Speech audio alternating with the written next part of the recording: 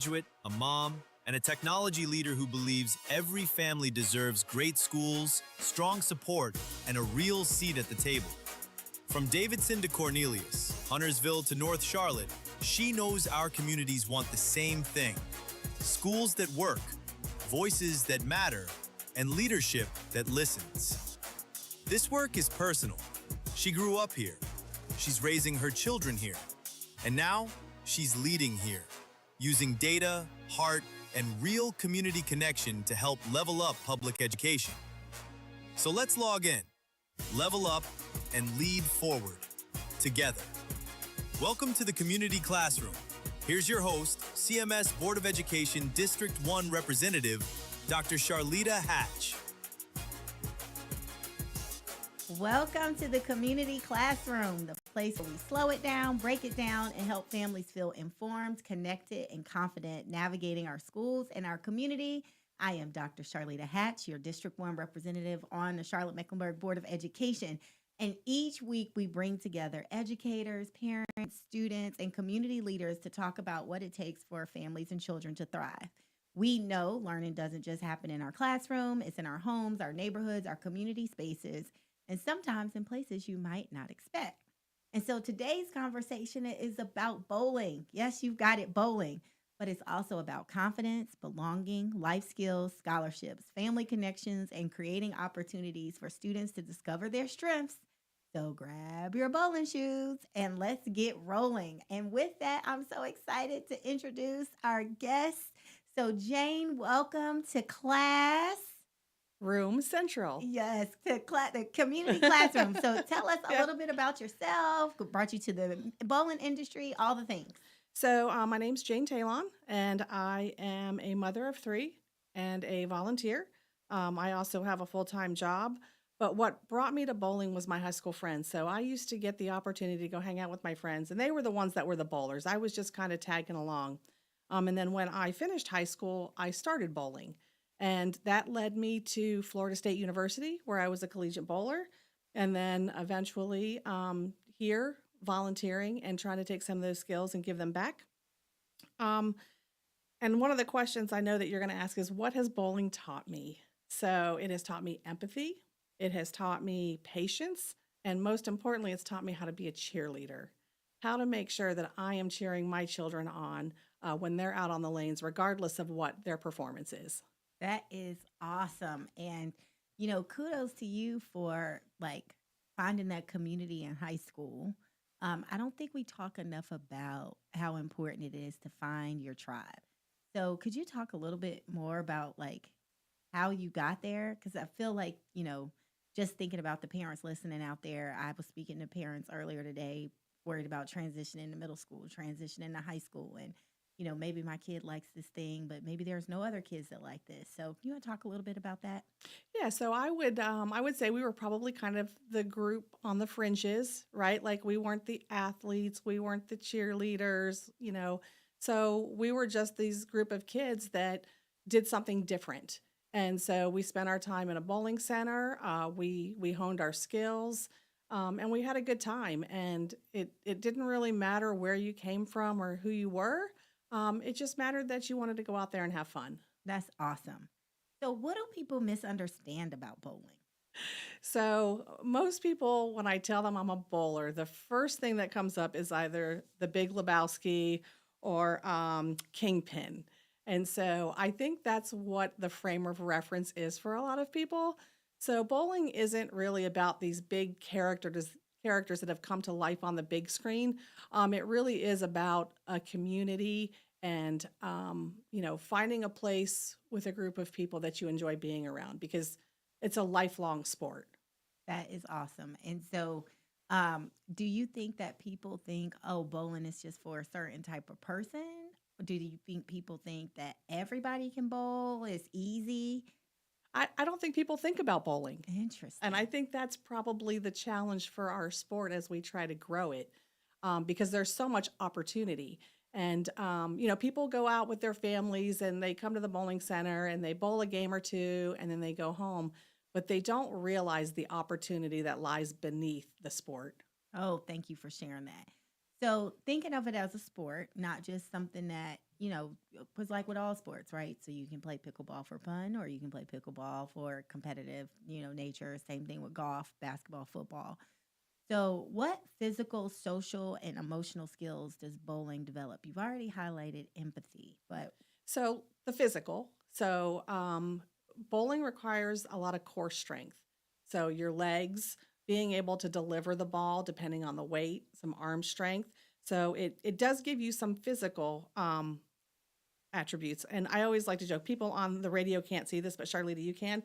If you look at my arms, like you can physically see the difference between my right arm and my left arm yes. from bowling all these years. So it does build up muscle and those types of things.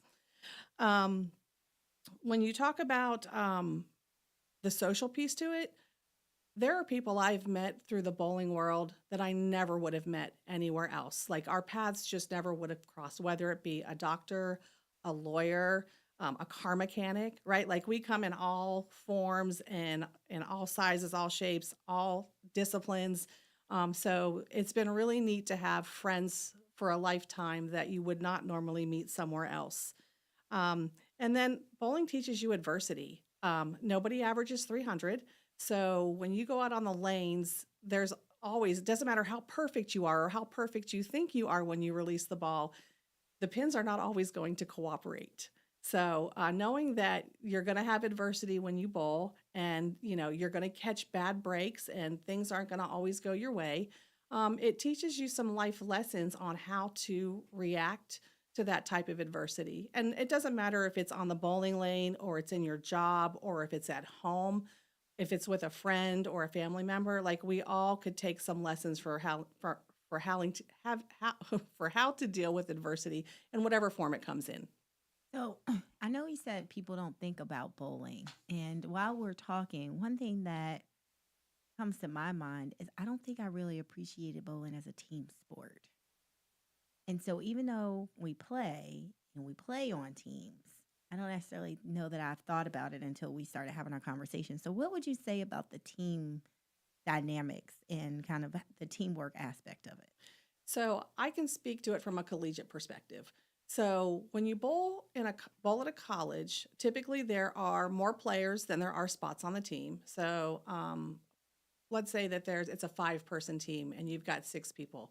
So you have to learn to be a cheerleader. You have to learn how to get along with your teammates. And so there's just a whole bunch of different social skills that go along with being in that team environment, whether it's bowling or any other team sport. But I think we typically think of bowling as a singles. Correct. Even if we're on the team, we're not thinking about it holistically. So I love that as a takeaway. The bell is ringing. And so we're getting ready to switch over to our next class. So be sure to join me on the other side of this break with Jane as we talk more about bowling and the opportunity it creates for children in our community. Thanks, y'all.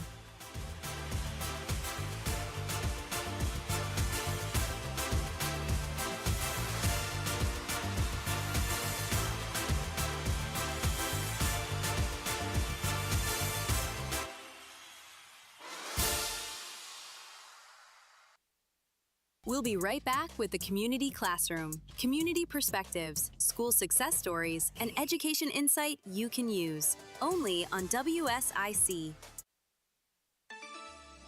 Well, starting off the new week, toasty. Again, up around 90 for our Monday. We'll keep the chance in for a few pop-up storms for the afternoon and evening. Our Tuesday is a little cooler, but we only drop back into the mid-80s, and pretty much each afternoon going to run the chance for a few pop-up showers and thunderstorms. They'll be hit or miss, but if you get one, consider yourself lucky. You still need a lot of rain. That's your forecast from the Surf Pickleball and Kitchen. I'm WSIC meteorologist Chase Myers. Prioritizing your health is one of the best ways to take care of yourself. From routine visits to the joys of pregnancy to the illnesses that stop you in your tracks, Iredell Health System will be by your side. Learn more at iredellhealth.org. Here is your WSIC community calendar. First up, ladies, it's time to play ball. Let's go, girls. Grab Grab your friends and head to the ballpark for Ladies' Night with the Lake Norman Harbor Hippos this Friday, June 12th at Huntersville Athletic Park.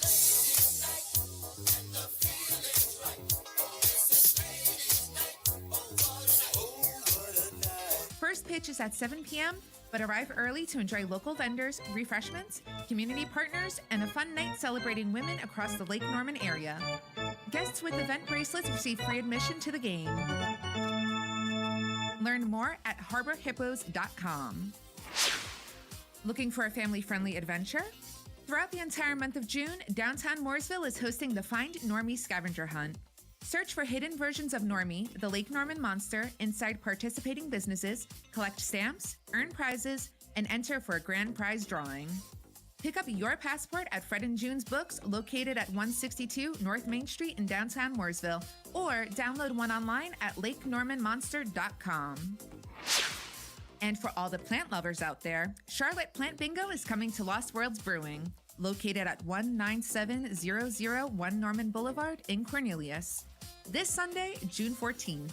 Check-in begins at 3 p.m., and attendees can play multiple rounds of bingo for chances to win plants, plant-themed prizes, propagation systems, and more.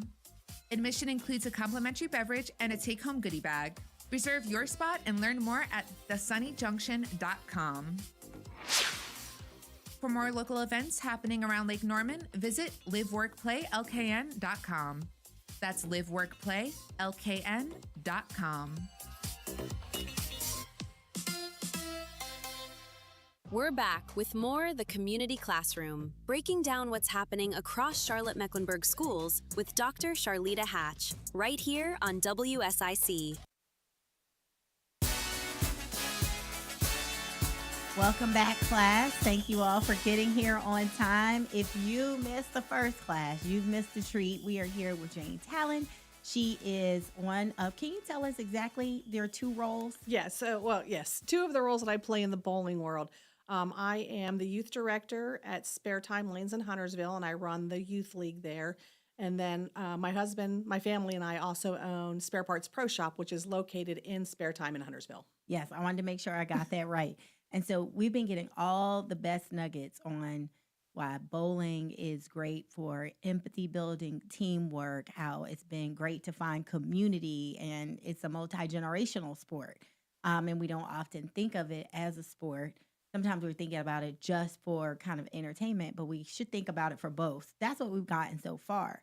What I'm curious about is to understand, so what happens, especially as the director of the youth league, when you see a child discover they're good at bowling? The joy a child expresses when they realize they have found something they're good at is amazing, and it's unmatched. It is so much fun to watch the kids do well. It's heartbreaking when they don't do well, but seeing that joy on their face, any child, when they, whether it's bowling or anything else, when they realize that they're good at something, it's unmatched. So it's just us here, me and you, Jane. So when you find a child that's not good at bowling, you just put those gutters up, right? We do. We have a gutter. We have a league where we put the sides up so that the ball won't go in the gutter. Yes. So we start in there, a bumper league. The bumper league. Yes. Yes. See, I'm gonna get the lingo by the time it's over. So I'm Yep. just like the average person. But my son is currently, well, I think he's still playing with the bumpers. We have to see this summer. And you can't tell him he's not the best bowler in the universe. Okay. And I'm like, well, let's take these bumpers down. Let's just see how confident you are. But yeah, I didn't know if that was part of your strategy, like training wheels almost. Yeah, we do. We when the kids are young, we start them out on the bumpers. We try to get them kind of to a certain average, and then we move them into a league where they don't have bumpers.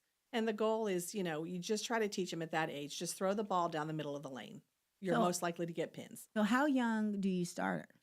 I have a young gentleman in our league right now that's 3. Oh, awesome. Turning 4. Yeah, and it just depends. Like, they have to be able to take a little bit of direction, and they have to be able to pick up the ball and get it down the lane. So depending, on that, we've got them as young as 3. That's awesome. That is really good to know. So some people say that bowling is one of the most inclusive sports available. What would you say to that? I would agree with that. I mean, there isn't anybody that can't participate in bowling, whether it is somebody that can walk fine on 2 legs or somebody in a wheelchair. One big league we have here in the Huntersville area is Dream to Achieve for kids with autism. Mm. And so anybody can do it if they can just pick up a ball or push a ball down a ramp and deliver it. That's awesome. And so that also makes me think about not just the inclusion of the bowling, because I know we talked about the different age groups and, you know, but also the memories that come from it. Like what type of family traditions or things that you've seen in your time at the bowling alley that, you know, maybe have warmed your heart? So all of my kids have had bowling parties. We have traveled the country as a family going to bowling tournaments. So me personally, my family, we've made a lot of memories. My husband and I both before we had kids and since we've had kids. And, you know, that opportunity is open to every family. And to your point earlier, it's multi-generational. We'll go bowl with my mom, who is 84, myself, my husband, my in-laws, and, you know, my kids when they were little. So that's one thing that I've seen some families do is they do bowling like on Christmas Eve or Christmas Day. That's always something that surprises me. Also, families that like even just going to the movies, Mhm. right? Like, oh, this is what we do on Christmas. And have you seen other traditions like that too? When I was a kid growing up, we did the movie on On Christmas Christmas? Day. But yeah, I mean, well, we also went to the beach because I grew up in South Florida. So, I Oh, mean, when you're down in Florida growing up at Christmas time, like you don't sit in the house on Christmas Day. You go do something. so, you know, when you start to think about, you know, if I'm as a mom, you're always looking to put your kids in different activities because you want them to develop these skills, right? And then, you know, well, let me just say my house. So you have my husband who just wants them to win whatever they're doing. My son plays soccer, and it's like every game is like the World Cup. And I'm like, oh, I really want him to be a leader. I really want him to help those other kids. I want to see him work on his communication skills and how that's going to help him, you know, if he's on the debate team. So when you think about bowling, you know, what skills do you see transfer from the bowling alley to the classroom? So I think leadership for sure. In our leagues, we have positions. So we have a president, a vice president, a secretary, and a treasurer in our older leagues. So that teaches the kids responsibility and leadership. I also like for our older kids to kind of mentor the younger kids. So we'll do little tournaments and stuff, and we'll pair an older bowler up with a younger bowler so that they can kind of build them up. And so that teaches them some leadership skills. Organization. I mean, you got to keep your bags organized. You got to keep all of your equipment, you know, neat and clean and all of those things. So I think there's a lot of transferable skills, you know, about how you present yourself at the bowling center, how you participate with your teams, and how you bring that into the school as well. So what's in this bowling bag? Tell me about the So, equipment because I know about the shoes and the ball. so my kids probably have 15 balls each, at least. Like that's probably on the low end. So y'all must have a rack in the garage. Well, that's why I have a pro shop. Ah, I used to keep everything in the garage, yes. and we bought a pro shop. So, yeah, you've got your shoes, you've got your, if you use wrist braces, you've got your towels, you've got tape, just little miscellaneous items that you use when you're bowling, depending on what level you take it to. Well, and I think that's the difference between playing for fun and playing for sport. So you have equipment. So that was a good little nugget to learn and listen to. And I'm sure as a mom, you've probably had many conversations about, did you get your bag together? Is everything in your bag? Oh, yeah. And so there's responsibility with that too. Absolutely. So what do you wish more parents understood in general about confidence building? And to give a little bit more context, I would imagine that you get to see kids who come in, kids who don't have friends, kids who don't have confidence.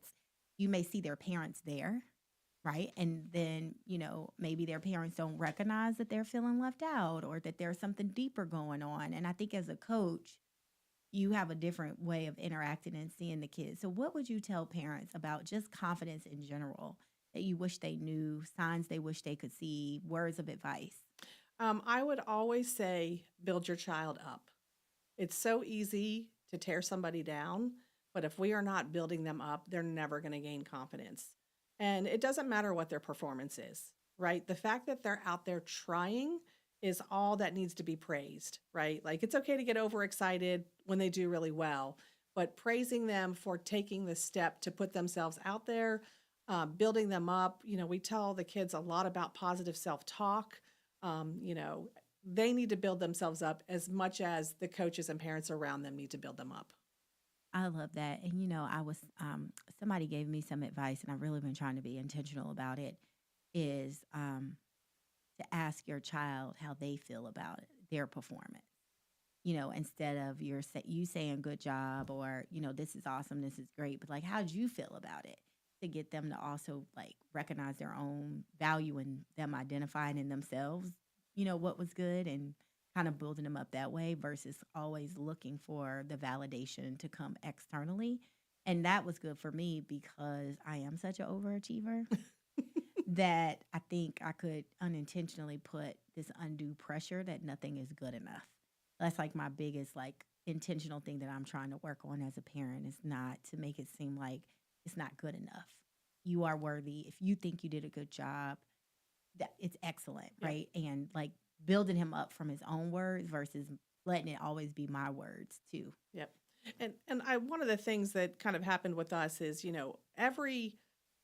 everything that we define as a failure is just waiting for the next success. And our daughter in her last year of youth bowling missed the cut at the junior gold tournament by like 2 pins. Devastated, right? This is a tournament that she's won in the past. And she came back. She bowled one more tournament before we left that she ended up winning. Oh. And had she not missed that cut by 2 pins, she wouldn't have had the opportunity to bowl this additional tournament. So with every failure, if that's what we want to call it, there's always the opportunity for the next success. That is such great feedback and perspective. So do you have any stories that you would share about students whose lives have changed because of bowling? Yeah, I mean, so we haven't really got into the scholarship opportunities about bowling, and I know we will, but to touch on it a little bit, the money that is out there and available to kids can actually have an impact on their pathways, right? The scholarships that are available, kids that maybe didn't think college was feasible financially for whatever reason, it opens up some opportunity for them. We had a young man in our program who struggled in school, like barely got out, got his degree, managed to get invited to join a team in another state to bowl, and he's graduating next semester with his college degree. So there is an impact.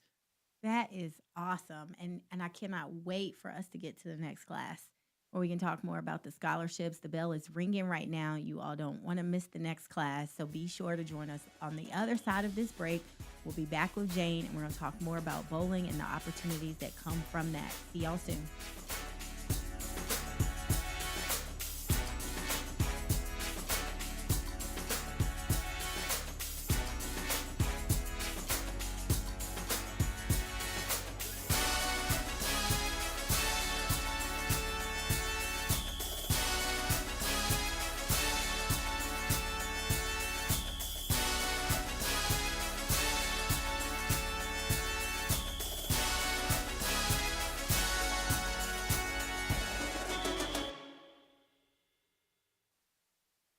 Stay with us. The Community Classroom continues in moments with Dr. Charlitta Hatch, right here on WSIC.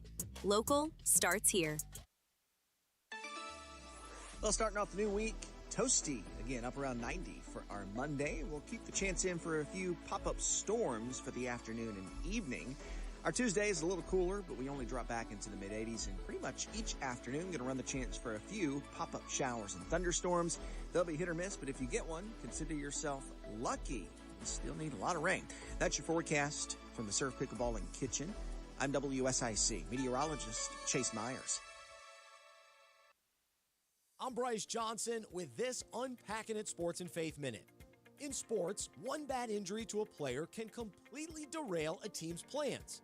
But if they have an appropriate response, they can still keep winning. When we experience hardships in our own lives, what is our response? Do we complain and question God? Or do we have an appropriate response by trusting that the Lord will help us keep winning? We acknowledge God is good when things go well. But the true test of faith comes when an injury or difficulty hits and our plans change. Proverbs 3, 5, and 6 encourages us, trust in the Lord with all your heart. Do not depend on your own understanding. Seek His will in all you do, and He will show you which path to take. Today, we know injuries may change our plans, but let's trust that God's will is best, and we can depend on Him to help us keep going. I'm Bryce Johnson, and you can unpack that. For more, go to thesportsdevotional.com. Order up. The Serve Pickleball Plus Kitchen in Cornelius is where sport and food are paired perfectly with philanthropy. Come play, dine, celebrate, and connect. No membership required. All ages welcome. Eat, play, serve it forward. Visit theservepickleball.com. Celebrating a life beautifully remembered. Bennett Funeral Service gently guides families through honoring a loved one's life. Family-owned and local, we offer personalized funeral and cremation services, along with veteran honors and compassionate aftercare and grief support. Call 828-465-2111 or visit bennettfuneralservice.com. Because there is a difference. Are you nearing retirement and wondering how to make your money work for you instead of worrying it won't? Find out more by listening to Live in Large Radio with Mark Henry of Alloy Wealth Management, Saturday mornings at 11 and Sundays at 5 on WSIC. Local starts here. The Ugly Antenna has now become a household name in this area. The Ugly Antenna allows those without a streaming provider to receive up to 50 channels absolutely free of charge, including Fox 46.1. The Ugly Antenna is small and connects directly to your TV. Get the Ugly Antenna for just $40. Call 704-682-1755. That's 704-682-1755 for the Ugly Antenna. The button pushing stops here. WSIC. Local starts here. This is a Bloomberg Money Minute. No record closing highs today on Wall Street, but stocks did manage to claw back some of those big losses from Friday after that strong May jobs report raised expectations of a Federal Reserve rate hike. Today, the Dow was down 81 points, but the tech-heavy NASDAQ up 220. That's almost 0.9% higher, thanks in large part to big gains in chip makers. The S&P added 22. The big gainer, shares of the oncology drug developer Tango Therapeutics up 53%. It gave positive data from an early-stage trial of an experimental therapy to treat pancreatic cancer. Oil closed a little higher at $91.30 a barrel. And lawyers for President Trump intend to ask the U.S. Supreme Court to revive his $475 million defamation lawsuit against CNN over their use of the term big lie in reporting his claims that the 2020 election that he lost was rigged. That lawsuit was dismissed by a lower court and an appeals court. Tom Busby, Bloomberg Radio. Friendly reminder, don't break when you see the lake. WSIC. Local starts here. Welcome back to the Community Classroom, hosted by Dr. Charlitta Hatch. Insight, context, and community voices, only on WSIC. Local starts here. All right, welcome back, class. And if you were just listening to our last class, we were getting into scholarships. And so we are now talking about just the scholarships and opportunities that come from bowling that many families don't even know that exist. So Jane, I would love for you to just kind of talk through in your own way, like, are there really scholarships available through bowling? And then like, how much for real? So there are really scholarships available. There are over 100 schools in the U.S. that offer collegiate bowling, both men and women. Bowling is an NCAA sport for the ladies. So a lot of those schools will offer full rides almost for the girls that are competing. You can get scholarships at the local level, you can get it at the state level, and you can get them at the national level. USBC, the United States Bowling Congress, who is the governing body for bowling, offers scholarships every year. But what might hit home a little bit closer is our local youth league. So I mentioned that I run the Spare Time Youth League, NorthCross Youth League at Spare Time. And in the past 2 seasons, I've given out over $17,000 in scholarship money. Oh, wow. But it gets better. My husband and I also run a tournament series called the Tough Shots Tour, which is for competitive bowlers. We run it in North and South Carolina. We usually do 7 to 8 tournaments a season. And last year, Just last year, we gave out over $27,000 in scholarship Wow. money. So is the money real? Yes. And we're just a very small part of the scholarships that are available. And these kids, they're earning scholarships at the age of 6, 7, 8, if they're bowling that young. And it sits in they call it a SMART account through USBC, and it will sit there until they're ready for college. And then once they graduate high school, they're eligible to uh, receive that money for certain education expenses. Wow. So let me get a clarity on this. So let's say my 6-year-old earns a scholarship through bowling, but then they go to college, they don't want to bowl. They still get the They money. still get the They've, money. they've earned the Wow. money. That is fantastic. I would definitely did not know that. So can you talk a little bit about how students can get involved in competitive bowling? So we heard you say there's a 3-year-old. Like, what's the sweet spot age? Is there a sweet spot age? Is it too late if I'm a certain age? So it's never too late to start. There is a very accomplished professional bowler by the name of Shannon O'Keefe who started when she was 17. But I would tell you, if you want to get into competitive bowling, the first step is to join a local youth league. Like, you really want to get your feet wet in the local youth league. You want to get some coaching, and you want to make sure you have the right equipment. For us, my daughter started bowling competitively at the age 11. For some people, like, we've got a couple kids in our league now that are like 8, 9, and 10 who have already started on the competitive bowling circuit. So there's no right or wrong age, and you could wait till you were 15 to start bowling competitively and still earn money for college. That is awesome. And so if I wanted to get involved in a competitive bowling league, could I just go to whatever bowling alley is near me and ask them, or is there only like a certain amount in this area, or how do I get started? So not all of our local centers have a youth league. So yeah, I would call your local center and ask them, do you have a youth league? And I would call until I find one that did. Here in the Charlotte area, we've got our center here in Huntersville. There is a youth league at Textile Lanes in Belmont. There is one at Victory Lanes in Mooresville. There is one out in Monroe at Fox's Alley. Okay. And you know how sometimes with sports, it feels like, you have to have a certain amount of privilege in order to participate because of just the cost. Mm-hmm. So is that the case with bowling a little bit too? And if so, are there other types of programs that could be helpful for people who might be listening? Yep. So we try to keep the cost relatively low. It costs about $160 for a 14-week session, which is, I think, relatively reasonable given the cost of other sports. We, in our league, if we had a family that was interested in participating and it could be cost prohibitive, we would have a conversation with them. We would figure out how we could make it work for them. Okay, that's so good to know. And then what is I'm sure it's based off ages, but the average practice, like, time of, how would am I investing one day a week? Is it every day? So it depends on how good you want to get. Some of our competitive bowlers, they're practicing 3 or 4 days a week. They're bowling league on Saturday mornings. They're probably practicing 2 or 3 days a week. If they're going to tournaments, then they're bowling tournaments on the weekend. So it really just depends on how much practice you need, how good are your fundamentals. But yeah, you definitely have to put some time in. Okay. And honestly, it's good time. Bowling is fun. Yeah.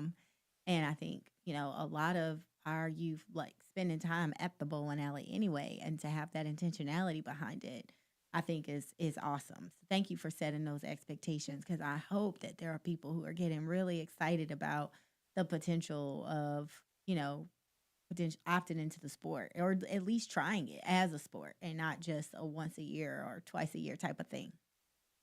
So you mentioned pathways from youth bowling to college bowling. The pathways exist. Can you highlight a little bit more about what does that mean, especially as you start to think about, if I'm in a league as a young person, potentially in middle school, high school, to get to college. If I start out in rec, what opportunities are there for the state from a high school perspective, are there opportunities in our state? Just any of those types of things? Yeah, so currently we don't have high school bowling in North Carolina.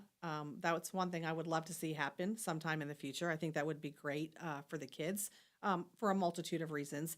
But the pathways are really those opportunities. You know, a lot of kids don't think that college is right for them. And sometimes when you find like I was that kid.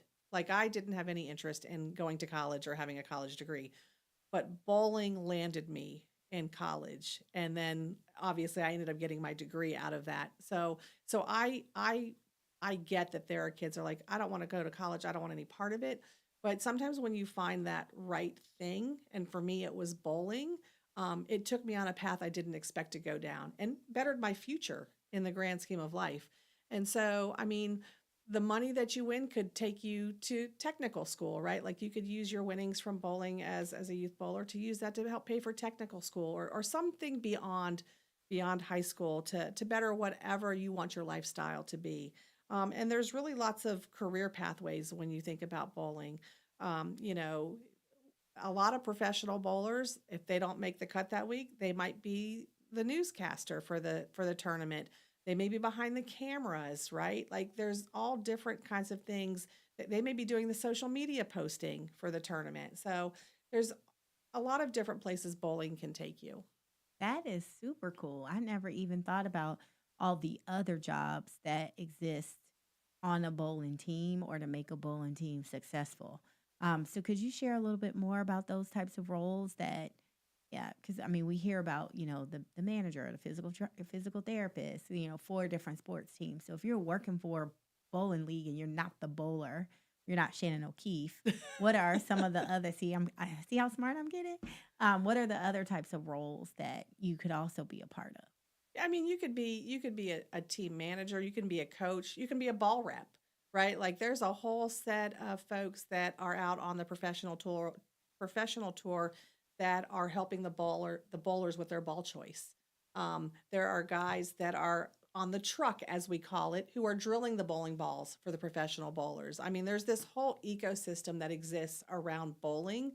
You know, the marketer, the accountant, whatever that is, just like with any other ecosystem, like take the city, for example, there are all kinds of different jobs that help that ecosystem function. Wow. And, you know, I think that goes back to some of the things that we talk about as we look for, you know, our students, at least in CMS, to leave enrolled, employed, or enlisted. And one of our bigger goals is making sure that students just have exposure to jobs and careers that you've not even heard of. And I think bowling, like what you just blown, I didn't even think about it, to your point, when you said people don't even think about bowling. I didn't even think about all of the other jobs that make that bowling engine go. Yeah. I mean, without all of those other things, a tournament would never happen. That is fantastic. Y'all, if you can believe it, we are about to switch classes for the last time. And if you are just as intrigued as I am, you want to switch classes fast and join us on the other side of this break with Jane as we finish our conversation on bowling and the opportunities that come from it.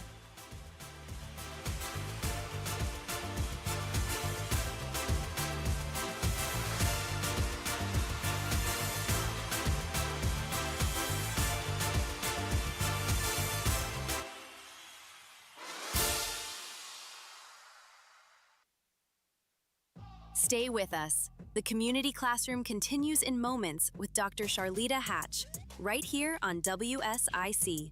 Local starts here. Well, starting off the new week, toasty, again, up around 90 for our Monday. We'll keep the chance in for a few pop-up storms for the afternoon and evening.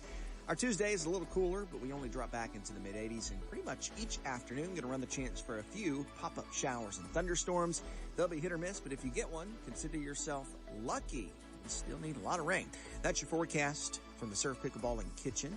I'm WSIC meteorologist Chase Myers. Here is your WSIC community calendar. First up, ladies, it's time to play ball. Let's go, girls. Grab your friends and head to the ballpark for Ladies' Night with the Lake Norman Harbor Hippos this Friday, June 12th at Huntersville Athletic Park.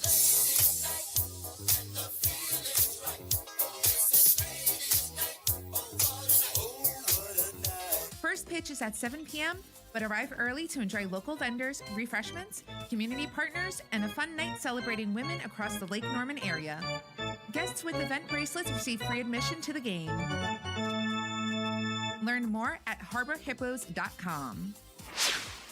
Looking for a family-friendly adventure? Throughout the entire month of June, downtown Mooresville is hosting the Find Normie Scavenger Hunt. Search for hidden versions of Normie, the Lake Norman monster, inside participating businesses, collect stamps, earn prizes, and enter for a grand prize drawing. Pick up your passport at Fred and June's Books, located at 162 North Main Street in downtown Mooresville, or download one online at lakenormanmonster.com. And for all the plant lovers out there, Charlotte Plant Bingo is coming to Lost Worlds Brewing, located at 19701 Norman Boulevard in Cornelius. This Sunday, June 14th. Check-in begins at 3 p.m., and attendees can play multiple rounds of bingo for chances to win plants, plant-themed prizes, propagation systems, and more. Admission includes a complimentary beverage and a take-home goodie bag. Reserve your spot and learn more at thesunnyjunction.com. For more local events happening around Lake Norman, visit liveworkplaylkn.com. That's liveworkplaylkn.com.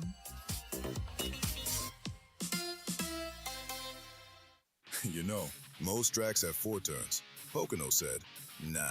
The NASCAR Cup Series takes on the legendary Tricky Triangle this Sunday in the Great American Getaway 400. Coverage starts at 2 p.m. on Lake Norman's home for NASCAR, WSIC. We're back with more The Community Classroom, breaking down what's happening across Charlotte-Mecklenburg Schools with Dr. Charlitta Hatch, right here on WSIC. Welcome back, class. This has probably been just such a great class. My mind has been blown about all of the nuggets that Jane has been dropping as we talked about scholarships, and then even went into just different types of careers and opportunities around bowling that I find just fascinating. And it's one of those things where you didn't even know it was a job. Like someone gets to, do that type of role. You're like, oh man, I chose wrong. What was I doing? And so before we get into some other questions, I would love for you to do this like a little bit of rapid fire to break it up a bit. And so every child deserves a chance to fill in the blank. Every child deserves a chance to find something they're good at. Oh, that's so good. Confidence grows when a child succeeds. And success isn't about being perfect. It's about continuous improvement. Yes. 3 snaps here.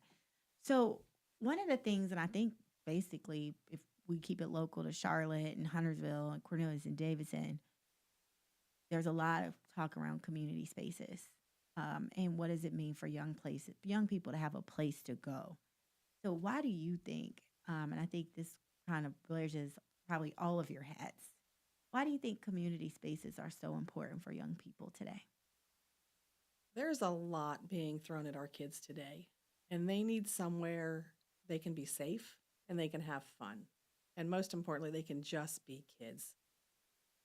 And so how do you feel about the role that bowling centers in general play in that? So I think that bowling centers really have a responsibility because it's a place where kids get their first jobs, right? A lot of kids that are hired at 15, 16 years old, that's a lot of our base at the bowling center.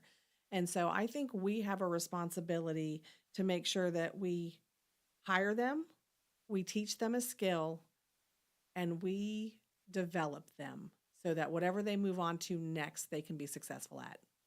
So what was your first job? My first job was in a retail clothing store when I was 15. And I hated it because I wasn't allowed to use the register because I wasn't 16. Oh. So I just got to move the clothes around. I didn't really get to do anything what I would have considered fun. But are you an amazing folder?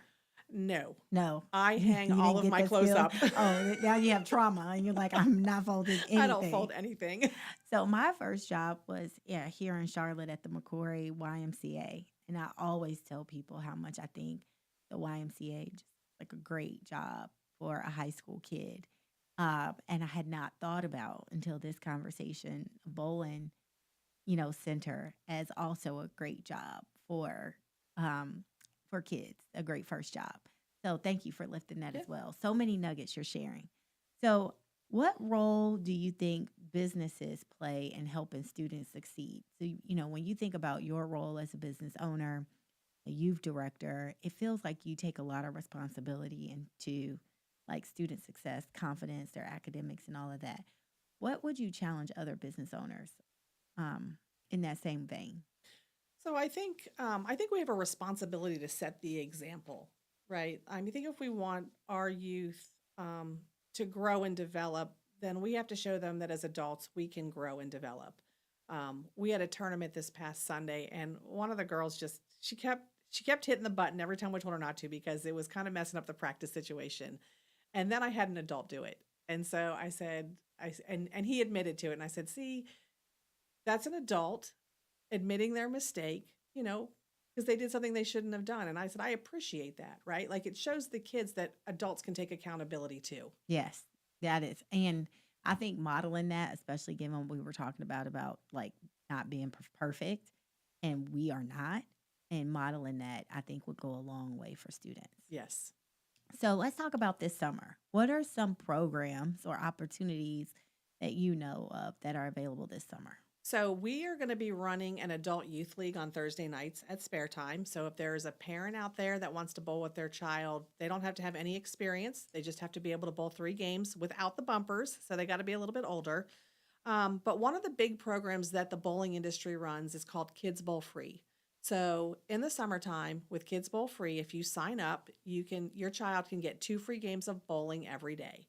So it is contingent on lane availability. So sometimes it gets a little sticky depending on what's happening, but there's over 1,300 bowling centers in the country that participate.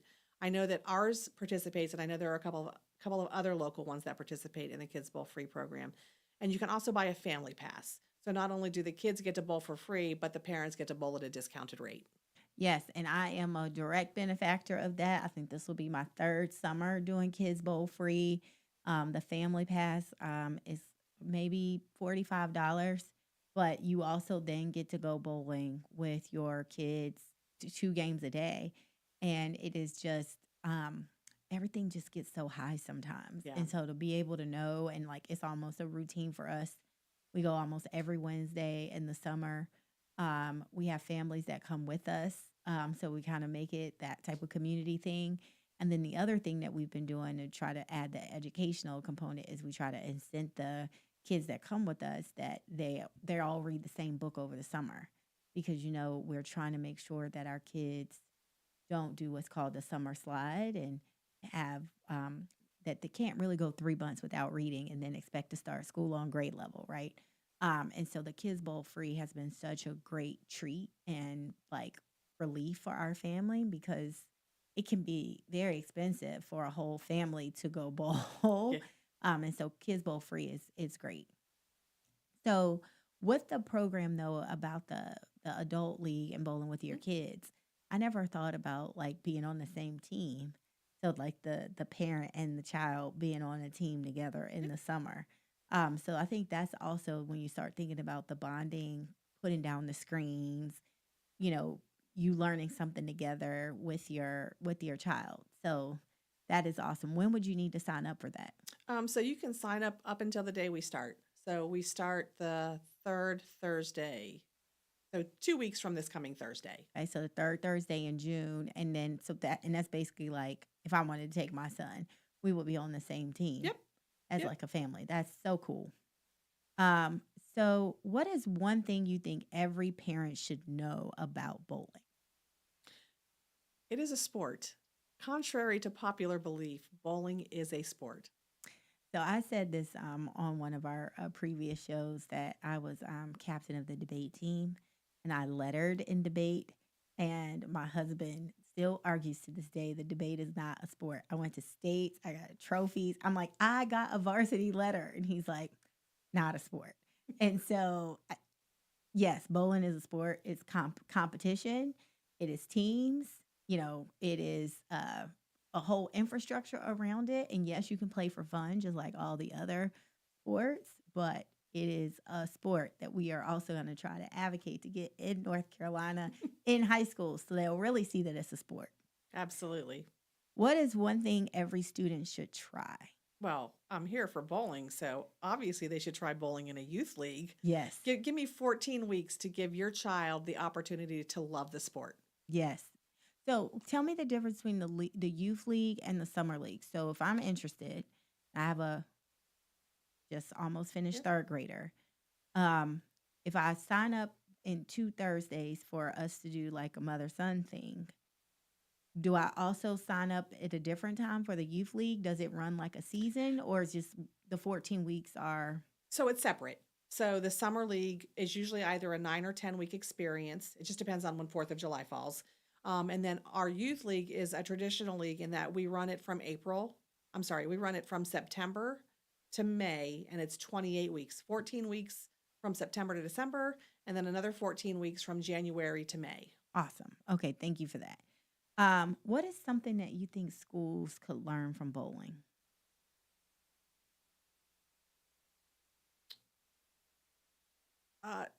Teamwork. I mean, I really think that when you're in that bowling league, when you're on that team, that's all transferable to school, right? Like, I mean, it's going to teach your child sportsmanship. It's going to teach your child empathy. All of those skills that are going to serve them well in the classroom environment. And if you had an opportunity to talk to our North Carolina General Assembly and advocate for why bowling should be a sport recognized in our high school system, what would you tell them? I would tell them that the opportunity is too great, that we should not miss out on it. And especially when you compare North Carolina to other states, right? Like, Yeah. I think about, and I don't know what states are doing it well and have bowling teams like Michigan, Ohio, New York, a lot of the Midwest states, a lot of the northern states. I think about the opportunities my children missed out on from a scholarship perspective, because at the national level they give away high school scholarships, but you have to compete in high school to be eligible. Yes. And so what a great way to continue to make our state great. Absolutely. One word that describes the bowling community. Inclusive. That's so good. And you shared that earlier. And so as we are getting ready to change classes, is there anything else you want to share with our listeners about what you do, or just kind of parting words? So bowling is my passion. I am a cancer survivor, and I will tell you, through all of that, bowling was my staple. Bowling is the thing that has stuck through me through everything, and it will be here today, it was here yesterday, and it will be here tomorrow. Oh, thank you so much, Jane. This has been such a phenomenal conversation. I hope people were taking notes. Thank you for joining us on another episode of the Community Classroom, where we know that schools don't exist without families, and families deserve clarity, respect, and a real seat in the conversation. Thank you for logging in with us today. Until next time, which is Mondays at 5, stay informed, stay connected, and remember, learning is something we do together. Bye, y'all. Great radio doesn't end here. Catch the full